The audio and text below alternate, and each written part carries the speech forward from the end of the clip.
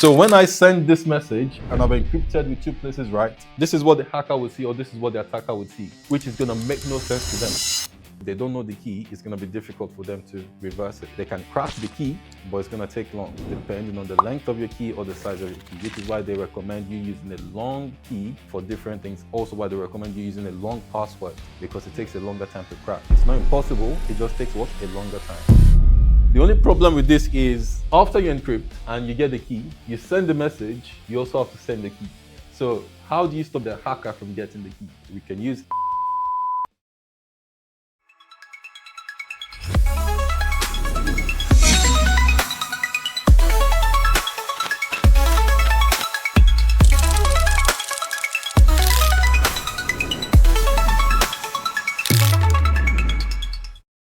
Why do we need cryptography?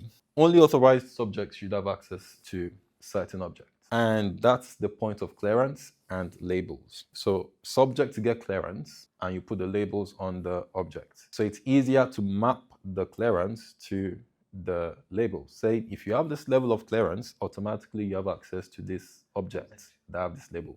That way it's also easier for you to manage. You don't have to then manually remove their access from each object. Imagine if they have access to 100 applications or 50 applications and 50 files. Then you have to manually remove their access when you're leaving the organization, right? And you have to do that for 200 members of staff. So why not just create a group or create a tag or something that has a clearance level? You attach that to the subjects or to the people. As they come, you give them the clearance level they need for their job. You don't give them higher clearance and you don't give them lower clearance. And then you have a series of files, all the applications, all the objects in the organization. You've tagged them, you've labeled them. So that way you are able to map the labels to security clearances. So the moment you give somebody a security clearance level, automatically they have access to objects that belong or objects that are accessible by anybody who has that clearance. So I don't know if you've seen American movies where they will be like, you don't have clearance to access that information. So they have two options. Either the person does not gain access or they elevate the person's clearance level. They can't make an exception to say you don't have the clearance, but we will give you access. No, because it is controlled by the system. In order for the system to then grant that person the access, they need to elevate the person's privileges or clearance level so they can access that information. There will be more complex configurations of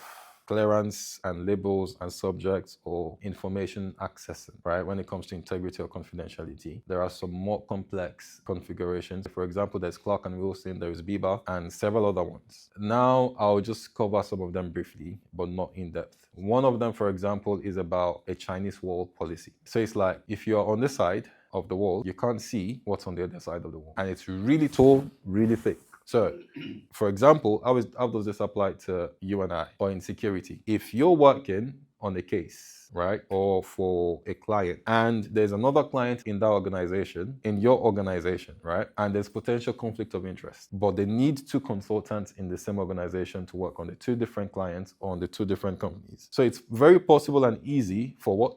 For information that belongs to the other organization or to the other company to be accessible by the person working on the competitor case or the competitor company, which could be a risk to the other company and then a benefit to this one, or vice versa, or the other way around. So then they came up with Chinese wall policies in such a way that if you decide to have access to this company's files, automatically you are denied access to the competitor's files. So that's a Chinese wall policy. And if you have access to this one, automatically the system denies you access to anything related to the other company. So even though you're working in the same company, but you're working for different clients or different sides of the case or something like that, there's a Chinese wall policy in place that prevents you from accessing files belonging to the other company as long as you're working for this company, or prevents this company from accessing this one. Yeah, so that's a Chinese wall policy to prevent conflict of interest or like unfair cheating and all that kind of things. And then there is another one like the Bieber, for example. It's a security control that prevents people with higher clearance from making a mistake to write into a file of a lower clearance. What does this mean? Let me simplify it. If, let's say, I am the CFO, Chief Financial Officer, right, of an organization, and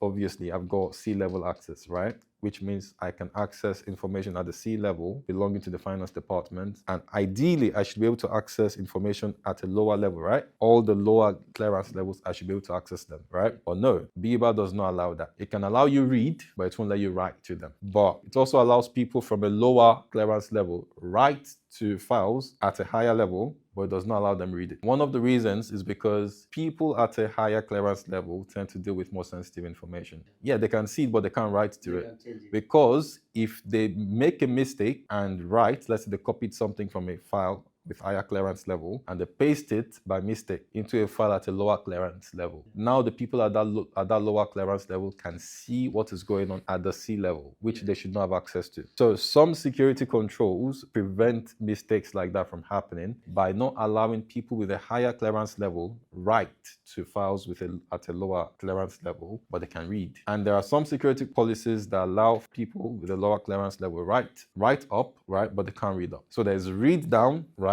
up. There's no write down, read up. So the need of the organization would depend on what they are doing and what they're trying to achieve. That's the point. So there are loads of options of security controls to implement. You just need to know what are we trying to achieve in this organization and then which one is the best to implement. Verifying integrity, verifying authenticity. This is under digital signature, how you can use cryptography to achieve or verify authenticity. Now we're getting to the real business gradually. There's substitution cipher. This is one of the sample encryption ciphers I'm going to show, or algorithms. So look at this. This is symmetric, by the way, which means he uses the same key to encrypt and the same key to decrypt. So the sender encrypts the message, gets the encrypted text, they decrypt it, and they get the plain text. So it's like lock and unlock. Look at this, very simple. 1, 2, 3, 4, 5, A, B, C, D, E. These are my English words, my plain text. I want to convert them to what? My encrypted text. And when the receiver gets there, they need to be able to reverse it and get this back. But while in transit, I don't want anybody, any attacker, to be able to see this information in plain text. This could be an email, this could be a picture, this could be a music file, anything. The message, I want to encrypt it in such a way that if somebody taps into the wire, they're going to see gibberish. It's not going to make sense. But by the time it gets to the intended recipient, the receiver, they are able to reverse it and it makes sense, and they're able to get the plain text or the email or the picture or the audio file and listen to it and it makes sense. Yeah, intended recipient. So I've got cab, bed, and ace. These are my what? Plain text. And this is my alphabet. 1, 2, 3, 4, 5, A, B, C, D, E. My key is what? 2 places right. Again, the algorithm I'm using is what? Substitution cipher. Yeah, cool. This is also called Caesar cipher. I'm rotating it. So 1, 2, 3, 4, 5. If I go 2 places right, that is 1 comes here, 2 comes here. So my first becomes what? 3. So it now becomes 3, 4, 5, 1, 2. Make sense? So let's start again. This is 1, 2, 3, 4, 5. A, B, C, D, E. Now the key I want to use is 2 places to the right. 2 places rotation to the right. So I want to shift it like this, rotate it. So what I'm doing now is I'm bringing 1, 2. So then this comes forward. Now it becomes what? 3, 4, 5, 1, 2. So that is C, D, E, A, B. So A, B, C, D, E then becomes what? C, D, E, A, B. So now this is my key. And if I want to encrypt, let's do it together. My C, D, E, A, B. A is now what? A is now what? C. B is now D. C is now E. D is now A. E is now what? B. So I've scattered it. So if I want to spell cab now, C-A-B, which was here, C-A-B. C is now what? E. E, right? A is now what? And B is now what? D. So that will be E. Make sense? So when I'm sending the message, what the hacker or what the attacker says is what? ECD. Makes no sense to them, right? And let's do the second one together. Bed. B is now what? E is now what? So what's the answer here? B, right? And then D is now what? A. What's my encrypted version? DBA. And then for ace, A is now what? C. C is now what? E. E is now what? So when I send this message and I've encrypted with 2 places right, this is what the hacker would see or this is what the attacker would see, which is going to make no sense to them. What is this person sending? ECD, DBA, CEB, gibberish, right? So, but they don't know it's been encrypted. Yeah. But where my strength lies in this encryption is the key and the algorithm. Now they might know the algorithm, but if they don't know the key, it's going to be difficult for them to reverse it. They can crack the key, but it's going to take long, depending on the length of your key or the size of your key, which is why they recommend you using a long key for different things. Also why they recommend you using a long password, because it takes a longer time to crack. It's not impossible, it just takes what? A longer time. And then if you can add more complexities, right, like alphabet, special character, it increases the work factor, which is the amount of effort and time it takes to crack the password. So if my key were bigger here, like maybe 10 places right, it's going to be even more difficult to crack and reverse. But we're using 2, so it's easier for us to get the point. So now we've encrypted. By the time we are decrypting, we have to then do what? 2 places left. Because for encryption, we did 2 places right. Now to decrypt, we're using 2 places left. Just to be clear, for encryption, we use two places what? Right. For decryption, we're using two places. If we encrypted using two places left, decryption would be what? Two places right. So now to reverse, we've got two places what? Left, returning 3, 4, 5, 1, 2 to 1, 2, 3, 4, 5, which was this. Therefore, we're going to have C becomes A again, D becomes B, and so on. Now we have A, B, C, D, E again, and then we have cab by the time you do it. So ECD, let's do it together. We are reversing. Yeah. ECD, we've got the key, right? E is what? C is what? And D is what? B. What do we get? Cab. So now you're the recipient and it makes sense to you in plain English because you are the intended recipient and you've got the key. The only problem with this is after you encrypt and you get the key, you send the message, you also have to send the key. So how do you stop the hacker or the attacker from getting the key? Because once they get the key, the encryption system is thwarted. We can use asymmetric. All right, transposition cipher. This one is simple as well, but just to cover necessary basis. So substitution was rotation. This one is what you're transposing. You're putting them in places. So let's use the first row here. We've got 1, 2, 3, 4, 5. We've got 5 seats. Nice. So the first one we did substitution was we did you go over there, you go over there, and then you become 1, you become 2, you become 3. That was what we did in the first one. Yeah, we did that in the first one, substitution. But for transposition, it's like, okay, 2 go to 5, 3 go to 1, 1 go to 4, and so on. So I'm transposing, rearranging, yeah? As opposed to substitution, that was a certain order. But for transposition, you just need to remember the key, the position that you've used. So let's do this. Plain text again is cab, bed, ace. 1, 2, 3, 4, 5, A, B, C, D, E. Now the key we are using here is 3, 5, 2, 1, 4. You can pick your key anyhow. Just remember that you need to send the key to the person so it can make sense.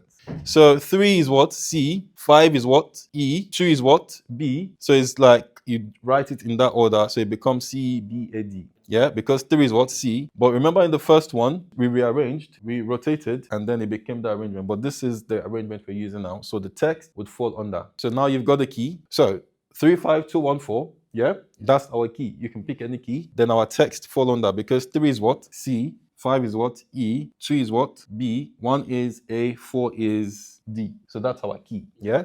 And we need to send this key also to the recipient so they can decrypt. So now we put this, then we put our plain text underneath so we can know what A has now become. But I made it easier by bringing it here. So it's on top and then you can see your key at the bottom. What I just did is brought this here to make it easier. So our cab, CAB, is now what? C is now what? A is now what?